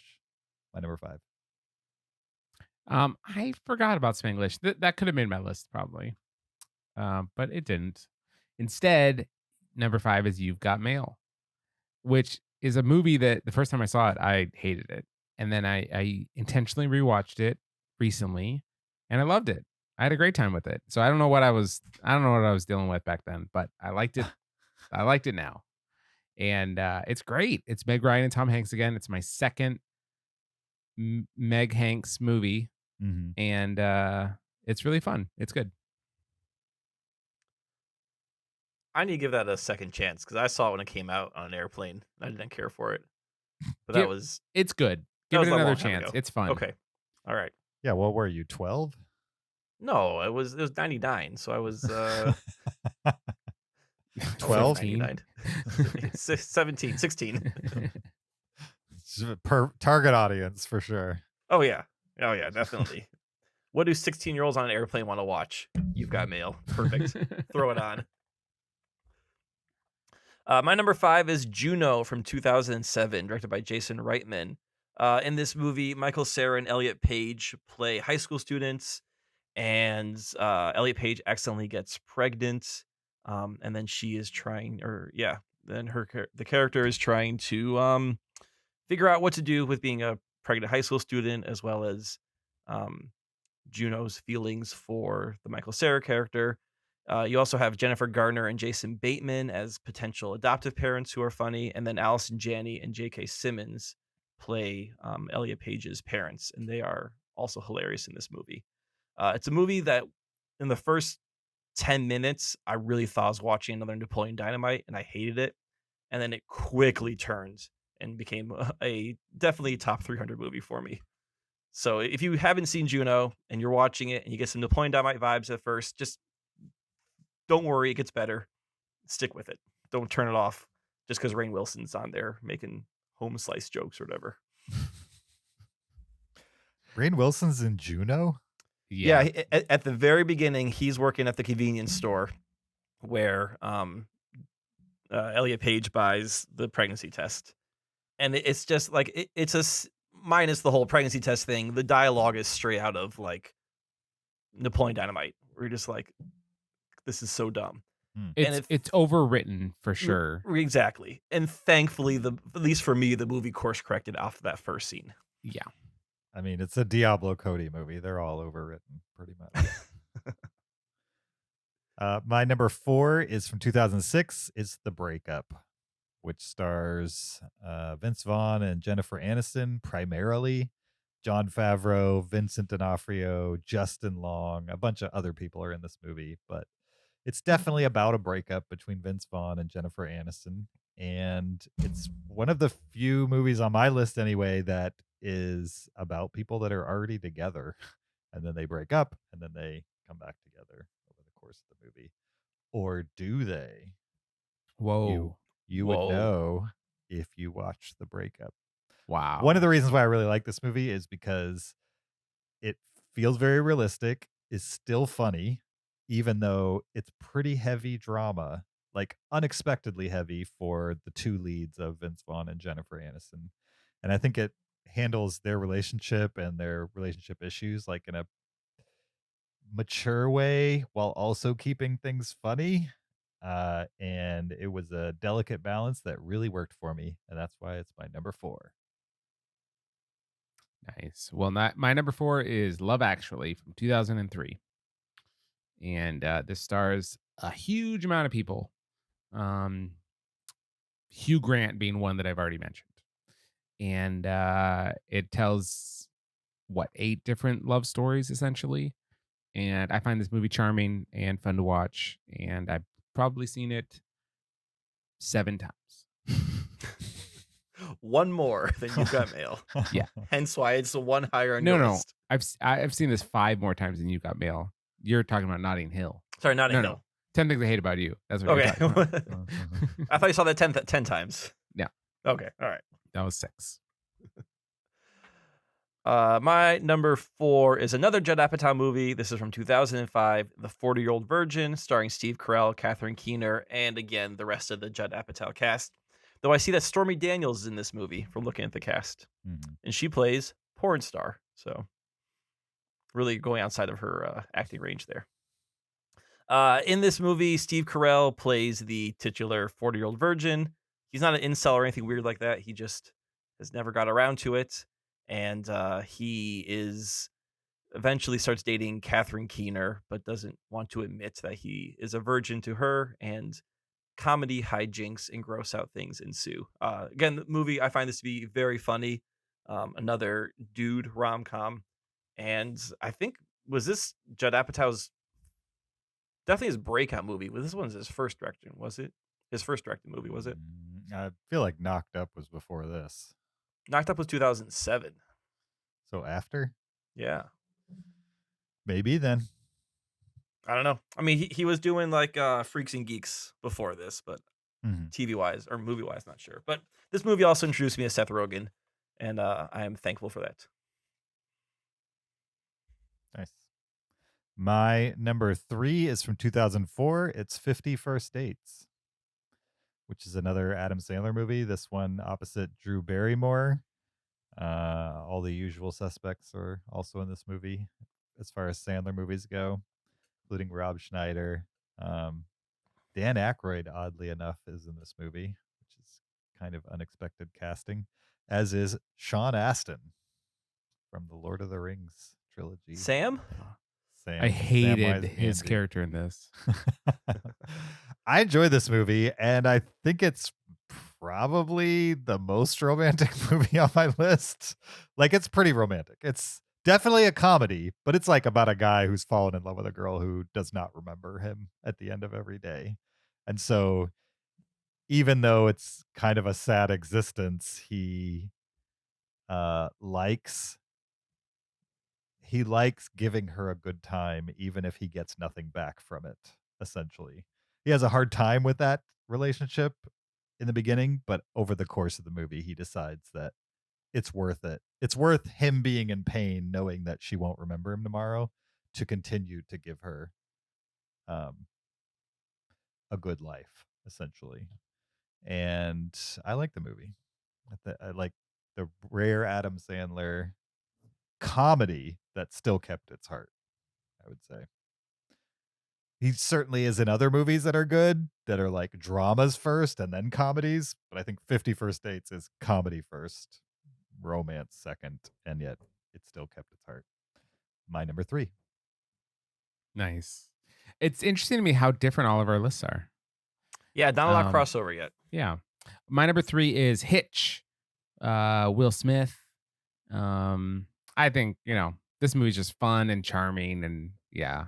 I think romantic comedies are pretty easy to swallow, pretty light films, and this one definitely is, and I like it. I think Hitch is fun to watch. Number 3. My number 3 is the aforementioned Palm Springs. Like you said, James, this is a Groundhog Day two-hander with definitely much more of a focus on the romance, where Groundhog Day, that was a part of the movie for sure, but this is the relationship's the essential part of this time loop movie. And it's funny, and I like Kristen Milotti. She was the mother on How I Met Your Mother. Spoiler for anyone who hasn't watched that show yet. And I'm glad to see her doing more things. Hopefully, I haven't seen her do much since Palm Springs, but maybe this will be a breakout role for her, and we'll see her pop up in more. I just watched her on a TV show. She was in a TV show called Made for Love, which has one season. It's on HBO Max, and it was pretty good. All right. Yeah. And She's good. she's the star of it. So if you need something new to watch, I would recommend that. My number 2 is the previously mentioned from 1999, 10 Things I Hate About You, which is a movie that makes a lot of my lists. I like this movie a lot, and I think it's funny, and it's certainly romantic, and definitely stars Julia Stiles and Heath Ledger. And Definitely. those are all things I like about it. My number 2. Nice.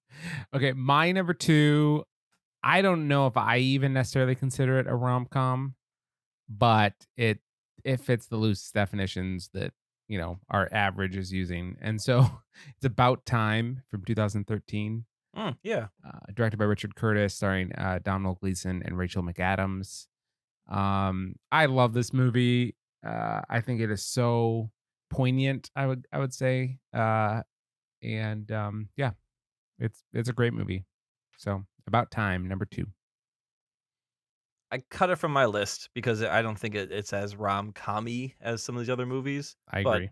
I watched it because it's on your top 100, and I'm glad I saw that movie. Nice. It's good. Yeah. My number 2 is Long Shot from 2019, starring Seth Rogen and Charlize Theron. Charlize Theron is playing, I believe she's the Secretary of State who is making a run for the presidency, and she hires Seth Rogen, who is uh, a man now, but when she was a kid, she used to babysit for him, and she knew he's a comedy writer, so she's hired him to like punch up her speeches. And Seth Rogen has a childhood crush on her because it's Charlize Theron. Come on, and hangs out with her, writing her speeches while also pining for her to fulfill this childhood lifetime crush. It's a movie where when it was announced, obviously I was going to see it because Charlize Theron was in it. She doesn't do a lot of comedy, so I wasn't quite sure how she would do in this, and she's funny. I think she held her own against Seth Rogen and the rest of this crew. So if you're looking for a funny romantic comedy, it's not Judd Apatow, but it's definitely that style of humor. Being Seth Rogen, worth checking out. I like that movie. My number 1, my most favorite romantic comedy of all time is easily 2004's The Passion of the Christ, directed by Mel Gibson. Just kidding. Just kidding. No, it's the movie that I think is the only one all three of us agreed on, The Big Sick. The Big Sick is probably my favorite romantic comedy of Yeah. all time. Relatively recent, 2017. I've seen it, according to Letterboxd, 4 times. I watched it this past week to confirm that it should be number 1, and I think it should. I think it has all the elements that a dude would want from a romantic comedy. Now, I will admit that the female presence in this movie is 100% missing from the middle of the movie.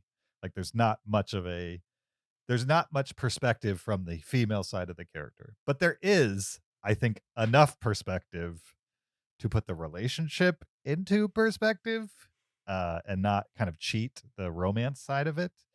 And I like that they spent a good deal of time in the back part of the movie allowing characters to come to conclusions on their own terms instead of just kind of cheesily swelling the music and having people realize things for no reason at all. Like they actually let time pass so that people can, self-reflect even if they're not doing it on screen.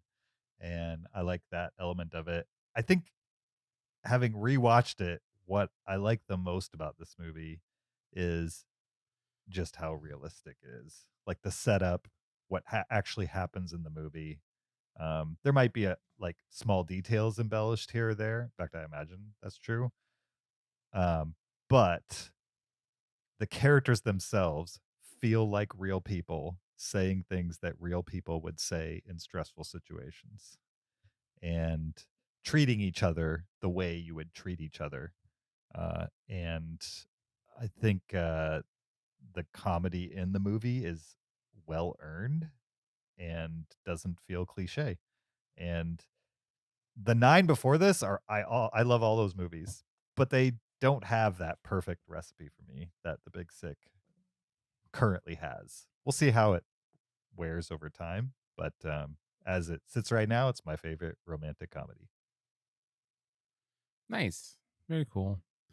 Okay, my number one is a movie that I absolutely love, and it's absolutely a romantic comedy. Okay. It's my favorite romantic comedy, and it has been since it came out, since I saw it, because I just loved it when I saw it, and I think it's really great. It's called Serendipity. It's from 2001, and it stars John Cusack and Kate Beckinsale. And I don't know if a lot of people have seen Serendipity or not, but I would say wholeheartedly, if you haven't seen it and you like romantic comedies, this is a great romantic comedy. Um, Essentially, both of them are at a department store and they both reach for the same gloves at the same time. And there's only one pair. And so they kind of flirt and go back and forth and say, oh, you take the glove. Oh, you take the glove. And then they end up spending like that whole evening, like just chatting, and they go to Rockefeller Center and skate around and just have a great night. But then they end it, and she's like, she's someone that believes in fate. And so she's like, look, I don't know if we're meant to be together or anything like that. They're both in relationships. And so she's like, I'm not going to break up with the person I'm with just because I had a good night with someone. So if it's meant to be, I'm going to write my name in this book, and then tomorrow I'll put it at a used bookstore. And if you find it, then it's meant to be. And then, of course, he doesn't find it. And the movie starts from there, whatever. Anyway, I think it is just such a fun and sweet film, and everyone in it I think is fantastic. I don't know why, James, maybe you'll like it because Eugene Levy's in it. And Kyle, maybe you'll like it because I don't know, Charlize Theron's in it. I don't know. No, she isn't. She's not in it. Don't try and get that past me. But it's really, really, really great. It's a lot of fun. And if you like anyone in it, I think you'll like this film. So Serendipity is my number one. Haven't Oh, seen that's it. my list because it's your number one. You guys will both like it. It's already on Absolutely. my watch list. I'm guessing because you brought it up before. I'm sure. Yeah. Well, my number one is also definitely a rom-com, and my favorite, and this is Forgetting Sarah Marshall from 2008, directed by Nicholas Stoller. This is a Judd Apatow production, so it does star a lot of your Judd Apatow cast. I think I've got 3 Judd Apatow related movies on my list here, so that kind of shows you what kind of modern rom-com I'm leaning towards. But your main cast is Jason Segel, Kristen Bell, Mila Kunis, and Russell Brand. At the beginning of the movie, Jason Segel is broken up with by Kristen Bell, who is a on-the-rise TV actress. He's pretty heartbroken over their breakup, and he goes to Hawaii to get over it. Coincidentally, Kristen Bell, is also in Hawaii at the same resort with her new boyfriend, Russell Brand, who is an English rock star. And it's very awkward for them all to be at the same resort together. So Jason Segel finds solace in Mila Kunis, who works the front desk. And your normal romantic comedy plot points and beats do follow. What I like about this movie is, just the cast itself is very funny. Jason Segel is one of my favorite comedic actors. Pretty much anything he's in, I enjoy. He was in a recent Netflix movie, which he wasn't doing a lot of comedy, but it was just fun to see him acting again. That might come up in a top 10, last 10 in the future. Kristen Bell, I was not familiar with before I saw this movie. But obviously she's around. She does a lot of things now, like be it Frozen or Good Place. But even in this, she was keep holding her own and very funny. And then you just have, I don't know, just have like this. I don't know. For me, the comedy is perfect. It ends with a Dracula puppet musical, which I kind of want to see the entire production of that. At some point in the movie, Jason Segel sings a song from the Dracula musical in his Dracula voice to like a bar in Hawaii. And I bought the soundtrack on iTunes back in 2000, whatever, just so I could listen to that one song in the car and sing along with Jason Segel to Dracula's Lament. So if I need like a pick me up movie, something funny to watch, I can pop in for Sarah Marshall and in a good mood. I've only seen it once. I need to rewatch it because I don't remember much about it. It seems forgettable. Like I look at the poster of it right now, and it totally looks like just any other romantic comedy DVD poster you would see in the mid 2000s. But I really think this one stands out from a lot of the other rom-coms are coming out at the time. Wasn't that the movie with the British guy? Russell Brand. Yeah, it was Yes. around the time that like everybody was about Russell Brand for Yep. some reason. Yeah. For some reason, that's what I remember about that movie is Russell Brand being in it. And then they spun it off to his own movie. Yeah, Get Him to the Greek is Right. he's playing the same character, and then Mhm. Jonah Hill, who plays a minor character in Forgetting Sarah Marshall, plays a different character in Get Him to the Greek. Sure. Get Him to the Greek has a great moment where they're on some sort of drug and they're just playing with like fur covered walls. It's so funny. Yeah, and isn't P. Diddy. Puff Daddy is like playing with the wall too, or like it might be the massaging the walls wall. of his house or something like that. Yeah. Yeah. Yeah, I remember more about Get Him to the Greek than Forgetting Sarah Marshall. But Give it a rewatch. I think you'll like it. All right, I have it on Blu-ray. Nice. I have all the Judd Apatow movies on Blu-ray somehow. Like including the produced ones? Oh, I don't know about that, but I'm just talking about the ones he directed. Oh, the direct ones? Okay, yeah. I got them all for almost nothing. They're very since he released movies in the Blu-ray age, they're all easily found, I would say. Oh yeah, I found my Forgetting Sarah Marshall Blu-ray at a pawn shop for like $2. Like there was Right. 4 of them. It's not hard movie to find at all. For sure. All right, that was our top 10 romantic comedies / rom-coms. I'm sticking with romantic comedies, but you guys can do whatever you want. You guys had extra lists. You want to burn through them? Yeah, Zach, I want to hear your top 10 most rom-coms. Okay, these are my top 10 quintessential rom-coms. Okay, the platonic form of a rom-com. And I'm going to call it the When Harry Met Sally list because it's not on the list. So this is the When Harry Met Sally memorial list. And you guys can just do a quick yes or no if you think this deserves to be on a quintessential rom-com list. Okay, got it. Is that fair? Okay. Legally Blonde. No. James says no. No. You guys don't think it's a about this more rom-com. about her going to law school than the How to romance Lose a part. Guy in 10 Days. Yes. Yes. Sweet Home Alabama. No. I don't remember that one. I've seen it, but I can't James, tell you're a you about no it. on that? Wait, are we saying Fascinating. is it a rom-com or a quintessential rom-com? Quintessential rom-com. Oh, maybe. Wow. Runaway Bride. Yeah. Yes. Miss Is it- Congeniality. No. I don't think it's a rom-com. Oh, it's so a rom-com. I mean, it's got the Ben. Oh, what's his name? Ben, the actor, the male lead, Ben. Whatever. If you his name remove is. the romance, it would be the exact same movie. Yeah, No, It's so it's again, still a Benjamin Bratt. That's his name. Benjamin. you Bratt. remove Benjamin Bratt, it's still a movie about an FBI agent who has to infiltrate a beauty pageant. The end. Yeah, she's going undercover. I agree. no, I totally agree with you, James. What I'm saying is I think what makes a rom-com is less rigid to that, and it's more just this kind of je ne sais quoi that like Miss Congeniality absolutely is. I would No. say Miss Congeniality maybe feels like a rom-com, Yes. right? But That's all it takes to be rom-com. But plot-wise, it doesn't hit all the rom-com check marks that I expected to. Yeah, I think it's definitely rom-com, but I accept you guys not believing that. This is a top 10 rom-com vibes list, not a rom-coms list. No, I think if you have rom-com vibes, you're rom-com. I think that's all it takes, really. 6, The Holiday. I haven't seen it. Don't remember that movie if I've seen it. Which one is that one? That's like Jack Black and Cameron Diaz and two other famous people. Haven't seen it. Sounds like something I would have seen and forgotten. Sure.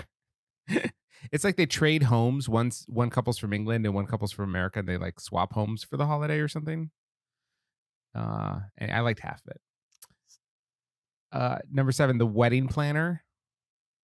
Oh yeah, Jennifer Lopez. Matthew Never seen McConaughey it. again, right? Yeah. My Best Friend's Wedding. Never seen it. Wait, The- is Runaway Bride Julia Roberts also? Yeah. Oh yeah. And Notting Hill? Oh yeah. And Best Friends? What? Wow, how did Oh, yeah. Queen? And my number 9, Pretty Woman. Yes. Quick tangent on Pretty Woman. I did box office game today. Okay. Do you know that Walt Disney Pictures released Pretty Woman? Oh, I didn't know that. It's a Walt Disney movie. Yeah, Is it like Miramax or what is it? It might have been Touchstone. It could have been Touchstone? Touchstone, right? Maybe not Disney, but it's a good point. Could have been Touchstone. And then number 10, Never Been Kissed. Yes. Never been in my eyeballs. Those to me are what a rom-com are. I mean, this list just illustrates how slanted ours is towards the male perspective, I would say. I mean, there's Yeah. like 27 dresses. I mean, there's so many that I'm sure other Bridget Jones's people making Diary. this list would be like, that is, you know what I mean? The romantic comedy. And we either haven't seen them or didn't make an impression. Or like Failure to Launch, How to Lose a Guy in 10 Days, Good Luck Chuck. Yeah. Yeah, all those. We should get like 3 guests on, all female, and let them run the same list. And we'll see what they how, get. how different the movies are. We should have an episode of the Cinereelists where none of us are on it. Just 3 guest hosts. Oh, that'd be awesome. Let's do it. we each pick a guest, hmm and then all right, here you go. Talk. Number 11 on this list was You've Got Mail. It would have been at number 10, except I had it in my list anyway, so I just Mhm. didn't include it. All right, Kyle. All right, so here's my list of my 20th century romantic comedies. These are not all rom-coms by the definition, but romantic comedies. Number 10, Annie Hall, Woody Allen, and Diane Keaton. Zach, would you call this? I mean, definitely a romantic comedy. Yeah, I don't know. Wow, you give me a lot here. It was definitely on a bunch of romantic comedy lists, Kyle. Yeah. So Yeah. yes. Okay, all right. Number 9, Roman Holiday, Gregory Peck and Audrey Hepburn. Audrey Hepburn playing a kind of doing the Princess Jasmine thing, trying to hang out with the common people as a royal princess, and Gregory Peck playing a newspaper reporter trying to get a scoop on her, but they fall in love over the day. Number 8, the movie that is better than the movie of the week, Romancing the Stone, which you mentioned. In this one, Kathleen Turner plays a romance novelist she ends up in the Colombian jungles to like rescue. She's the Channing Tatum in this case. She's trying to rescue her friend, and then runs into Michael Douglas, who's kind of the Indiana Jones like character, and all of a sudden her life becomes a romance novel. Number 7, Clueless. This popped up as on rom-com lists. I wouldn't call this a rom-com, but it's definitely a very funny romantic comedy movie, amongst other things. Teenage coming-of-age movie. Number 6, When Harry Met Sally. This is probably the one that kicked off the modern rom-com for the most part, Mhm. as we see it now. Number 5, The Philadelphia Story. This is one of the first rom-coms with Cary Grant, Katharine Hepburn, and James Stewart. And this says a quintessential love triangle where Katharine Hepburn can't choose between her ex-husband, Cary Grant, a reporter played by Jimmy Stewart, which is funny to see him as like a young sex symbol in the movie because I do not see him that whatsoever. And then the actual man she's supposed to marry. Number 4, Groundhog Day, previously mentioned. Number 3, I'm surprised it didn't come up on anyone's list. There's something about Mary with Cameron Diaz and Ben Stiller. Zach, do you remember seeing this in the theater with me? Oh, yeah. Yeah, that I don't think I had laughed as hard in the theater. I mean, I'm sure since that moment, but it's one of those top theater experiences for me. That's Not knowing what definitely to a expect. comedy first. It's a comedy first, but It's a the comedy that happens to have some romantic elements in it. not happens that drives the whole thing. Ben Stiller plus everyone else is trying to date Mary Cameron Diaz. Right, but they're That's trying the to. whole Why are they trying to date her? because there's something about her. Right, but there's like no. I don't think it's a romance. I think it's a plot point. She's Ben attractive. Ben Stiller had a crush on her as a kid. You remember he had the whole prom issue with the pork and beans. I'm not saying there's not a romantic element. I'm just saying it's straight comedy that happens to have a romantic element in it. Ben Stiller comes from a genuine place. A lot of the other guys are there. You're right, just because she's attractive, like Matt Dillon and whatnot.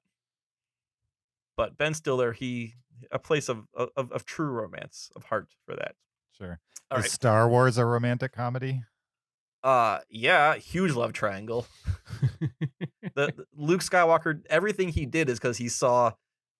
Well, he now learned to be his sister on there, but like James, that was the point. Can you articulate the different role that romance plays in A Lost City and There's Something About Mary? Like, why is one just a plot element and the other one is like central to the movie's existence? Because I don't think there's anything in There's Something About Mary that is intended for you to feel as if these characters have romantic feelings for one another. Whereas I think that's one of the intentions of The Lost City. Disagree. I mean, Yeah. Ben Stiller and Brett Favre. Yeah, Favre. Like Ben Stiller definitely has feelings for her, but she's not some random girl he saw. Like they had at least a little something going on, like as kids. Yeah, and he was pining after her for sure. In a comedic way, not in a romantic way. What do you mean a comedic?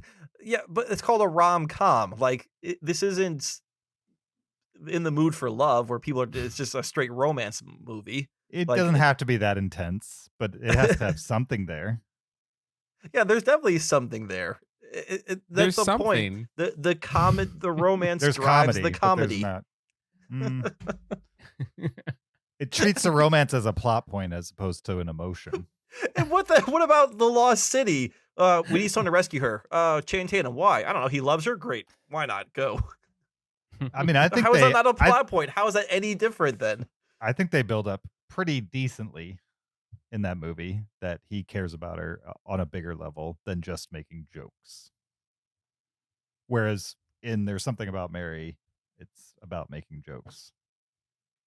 In my mind, it's been a long time since I've seen There's Something About Mary, but maybe there is a huge emotional heart to that movie that I just don't remember. Why does Channing Tatum like Sandra Bullock's character? Besides the fact that it's Sandra Bullock. Why does he like her? Yeah. What were the reasons the movie gave you for him liking her? You don't remember. Convenient. I mean, convenient would be me remembering. I'm gonna call you Alberto Inconvenient Gonzalez. is that I don't remember. Did they give any reasons? I don't remember.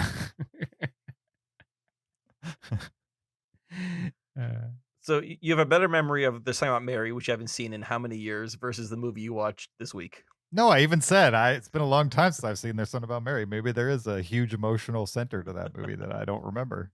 Possible. But you're more comfortable not remembering There's Something About Mary and saying it's not a rom-com, and also not remembering the movie you just watched this week and saying it is a rom-com.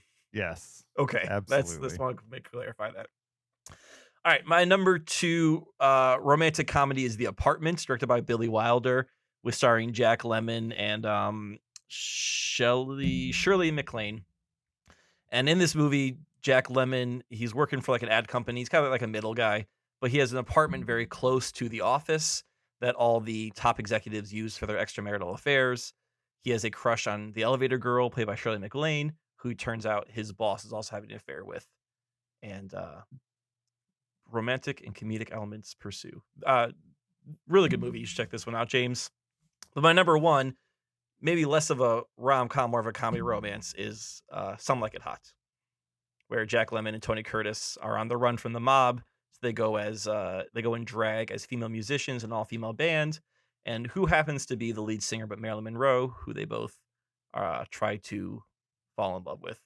And I just rewatched this a couple weeks ago, and it's so funny that a week later I went on YouTube and rewatched some of those scenes again because I love this movie. It's hilarious.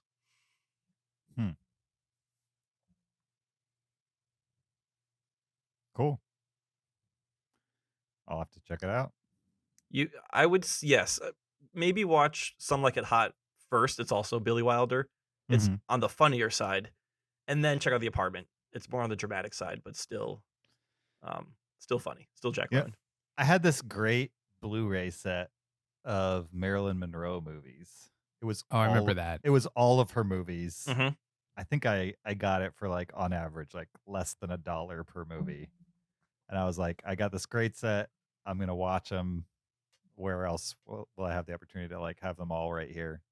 In Blu-ray quality. And then I listed it on eBay for what I thought was a ridiculous price, and then it sold. Oh. What did it sell for? At like $80-something. Wow. Nice. So I had to ship it away, and it made me sad because now I can't watch all Marilyn Monroe's movies. At least not in one spot. Was it sealed? On my own Blu-ray. It was not sealed, but it was in perfect quality.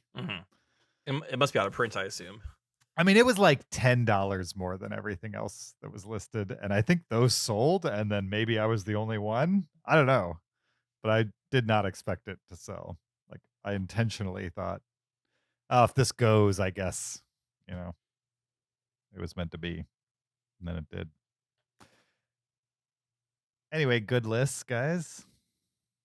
I don't understand why Kyle couldn't have combined his still, but I think it's because I wanted to talk about these movies, which are not necessarily rom-coms. So gotcha. That's why I'm like, I'll just split them by century. Yeah, As per all my lists going forward are going to be split by in the last 20 years versus the first 100 before that. So be prepared. I'll have 20 movies from here on out. Sure. So I think what I've learned in this episode is that when you guys hear the word rom-coms, you don't hear romantic comedy. You hear a movie from the late 90s through the 2010s. I hear a specific genre within the romantic comedy broader umbrella. Yeah, that's about right. Of which the vast majority happened in that time period. Yeah, I agree. Yeah. I guess, I don't think of romantic comedies and rom-coms as 100% interchangeable. I think of the Venn diagram, it's not a circle, it's like two circles that have a lot in common. I would say that you have a bigger circle of romantic comedy, and then inside that's a smaller circle of rom-com. I don't think it's a Venn diagram. I think it's a circle within a circle. Still a Venn diagram, but I think it's a circle within a circle. But it's not like they cross over like your traditional two circles. You'd be tough to have a movie that is a rom-com and is not a romantic comedy. That would be tough. Okay. It's a subgenre. Correct, yeah. I would think so. All right. Cool. Well, that's this episode. Thanks for hanging out with us, guys. We appreciate your listenership. Don't forget, you can always send us an email to heyguys@cinereelists.com. Send us a comment, a question, a list suggestion, a movie suggestion. Send us your list of your top 10 favorite rom-coms. Curious to see what other people consider. This is the kind of list that, like, I don't think there's a... Is there considered a best of all time? You know what I mean? Like, if you made a list of like top 10 science fiction movies, I feel like 8 out of those 10 are like pretty set. You know what I mean? Everyone agrees. Yeah, for sure. Whereas with this, is there an agreed 10? From doing my research, and a lot of those sites I saw were using the broader romantic comedy genre, not the narrower rom-com that Zach and I were using. Annie Hall and When Harry Met Sally were popping up towards the top a lot. Yeah. I've seen When Harry Met Sally. It's good, but I don't know. Didn't do anything for me. I liked it. I Maybe- was surprised by it. There was more to it than I was expecting. Thoughts on When Harry Met Sally, Zach, since it's I liked the it. number one? I liked it. You liked I it. didn't love it. Maybe my problem is I just don't find Billy Crystal sexy. Well, then you should not watch the Philadelphia Story because that's got Jimmy Stewart oozing sex all over it. All right. I'll keep that in mind. You could also find us on social media on Instagram, Twitter, TikTok, and Facebook at Cinereelists, or you could find me on my personal Twitter or Letterboxd account at YoJRB. You can find me on Twitter or Letterboxd at Shaubin. Find me on Letterboxd at Peter SKB. We'll be back next week talking blind spots. Not going to tell you what that means yet, but that's what we're doing. We'll see you guys there. Until then, keep it cinereal.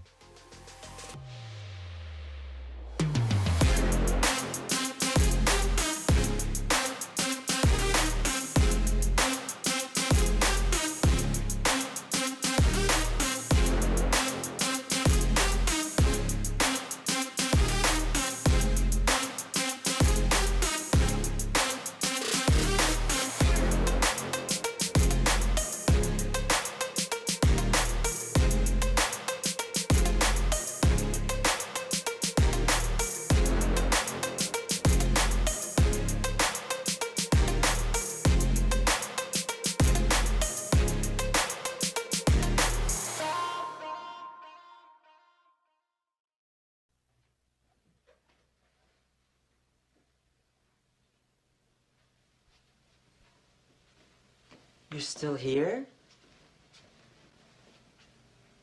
It's over. Go home. Go.